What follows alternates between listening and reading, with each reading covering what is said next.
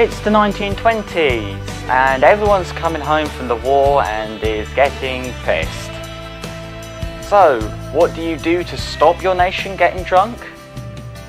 Well, you enforce Prohibition, of course.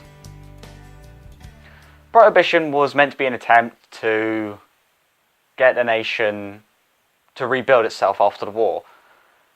Because Congress thought that America was destroying itself over alcohol. So, what he done was they enforced Prohibition. But this didn't work out so well. With Prohibition came two different groups, the wets and the dries, the ones who wanted alcohol and the ones who didn't. Now the ones who didn't got their say in it and Prohibition was enforced, but this led the dries to do something which they weren't ready for the government, were they? No. It only allowed illegal booze businesses. So moonshine, you've got just basically alcohol just being imported, smuggled into bars, and people serving it. Now this was kind of a problem because the police were told to arrest anyone caught buying booze, but most of the time the gangsters that were importing the booze were making so much that they could afford to pay off the cops so they could keep doing it. And no one was more famous than Al Capone. Now Al Capone only controlled the southern half of Chicago, while an Irish gang controlled the north. Both were doing the same business and both were in the same line of work.